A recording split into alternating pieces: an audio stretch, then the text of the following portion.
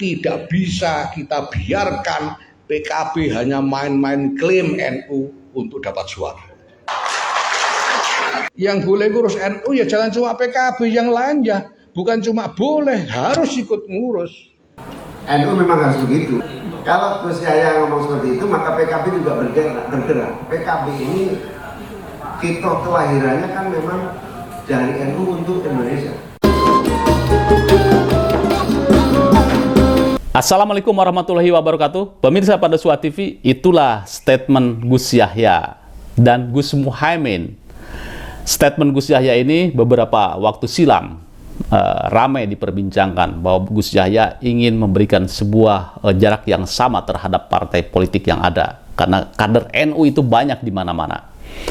Yang kedua, jangan biarkan PKB hanya mengklaim untuk suara.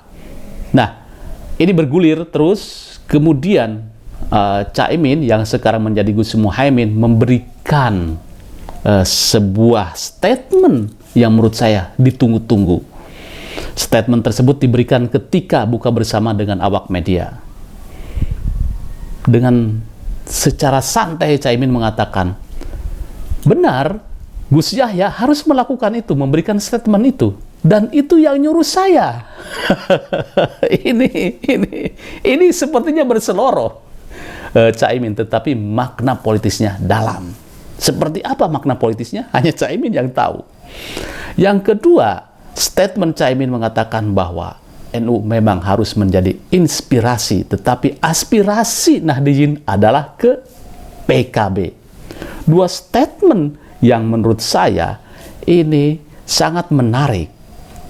Kita lihat bagaimana video fullnya. Nah, saya minta pandangan Pak Muhaimin, karena ada beberapa dinamika terakhir ini.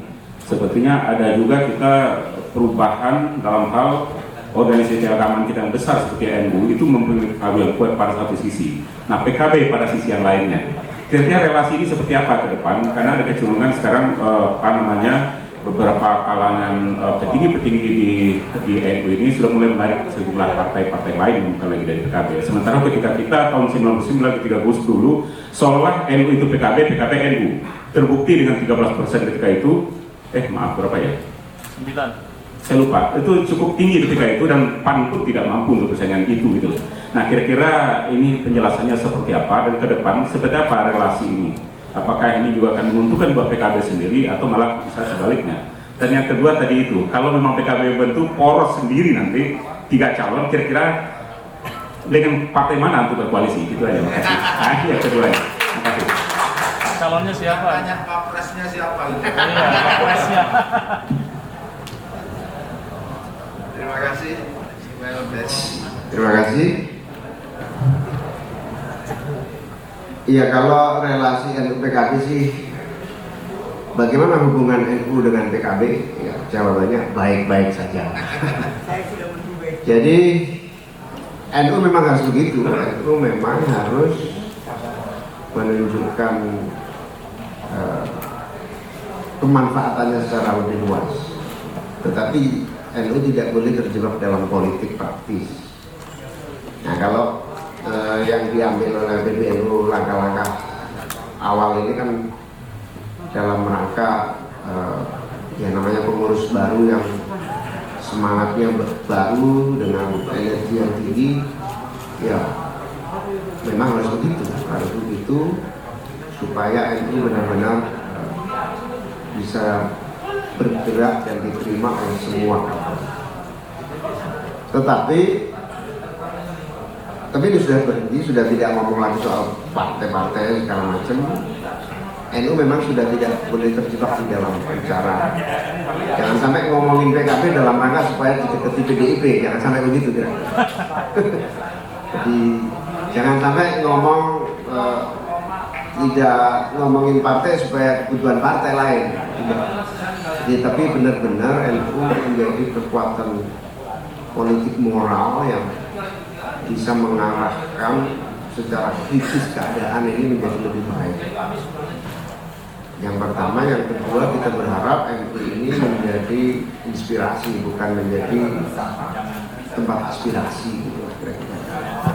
Jadi kalau aspirasi itu PKB, terinspirasi itu NU. Contoh dari kasus ini, Gus Yahya ini sangat tepat dan benar.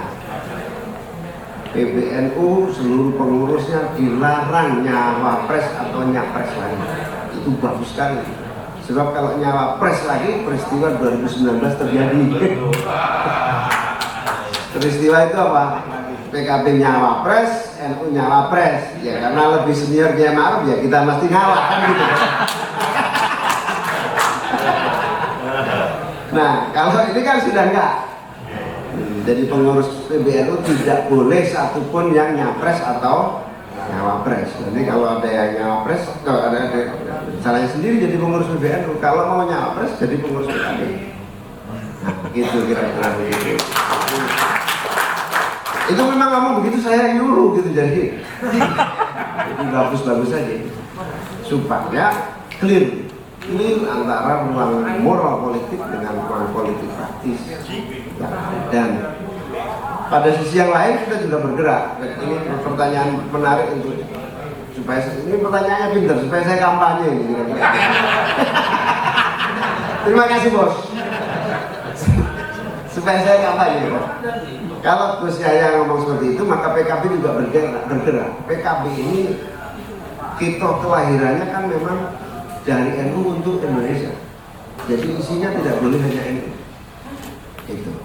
Makanya ada Daniel Johan dari Dapil Kalimantan Barat, ada Edward Tanur dari NTT, ada dari Papua, Martindau dari Papua. Itu semua menunjukkan bahwa ini kita dilecut untuk bahwa memang kita dari NU, tapi PKB ini harus diterima oleh kalangan semua kalangan. Kira-kira begitulah mana hubungan NU dan PKB. Dan yang lebih konkret lagi, sebetulnya PKB ini ya partai bebas, partai nasionalis. Kebetulan aja ini Ramadan sehingga semua pakai kopiah, kira-kira begitu. Sebetulnya nasionalis kita. Kalau dibelah dadanya ya putih, bukan tidak ada bedanya dengan partai-partai nasional lainnya. Nah, inilah kemudian kesempatan buat PKB dengan tampil yang seperti itu. Kesempatan buat PKB bahwa PKB memang lahir dan besar dari itu, tetapi PKB ini memang harus menjadi kekuatan yang diterima oleh semua kalangan, semua pihak, besar di mana-mana. Syukur alhamdulillah mulai besar di NTT, mulai besar di Papua, mulai besar di Sulawesi Utara, dan juga sangat kuat di Aceh. Ini menunjukkan bahwa dan basis kita sudah mulai berkembang dengan leluasa, meskipun PKB kalau di keluarga besar partai Islam masih diterima sebagai partai dengan basis Islam terbesar. Jadi PKB ini partai Islam terbesar kalau di kalangan keluarga partai-partai berbasis Islam. Karena itu hubungannya SOP, no problem, jangan salah paham macam usianya beberapa kali. Yang kedua soal koalisi. Koalisi memang nol, sekarang masih belum ada sama sekali. Zero, nol, semua hanya rasan-rasan, bisik-bisik, ketemu-ketemu antar, bahkan sekarang melibatkan banyak kalangan dari tengah, atas, bawah, itu menjadi nyambung. Banyak sekali yang sudah sangat intens di daerah, di Jakarta, lebih bagus yang begini format. Tapi semua itu masih terbatas proses simulasi. Kenapa saya tadi ngomong minimal 3 calon supaya tidak mengerucut kompetisi yang mati hidup, kompetisi yang lebih dewasa dibanding kompetisi tahun 2029. Kalau 3 calon tidak akan ada satu pengelompokan berbasis agama karena lebih berbasis program. Nah, saya mengusulkan namanya juga mengusulkan. Moga-moga ini akan ada komposisi 3 calon minimal di dalam tahun 2024 dan sangat mungkin sangat mudah untuk menjadi calon. Tapi toh itu hanya proses politik yang endingnya sangat bergantung titik temu. Nah kalau PKB enak sih bisa berkoalisi dengan siapapun, koalisi dimanapun bisa. Kita posisinya partai tengah yang religius, nasionalis,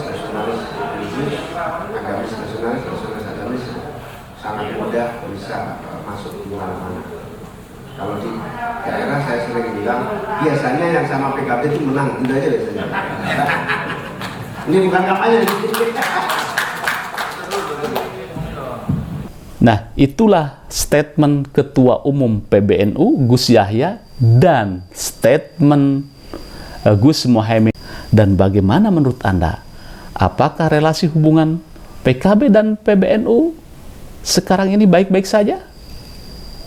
Saya tunggu komentarnya.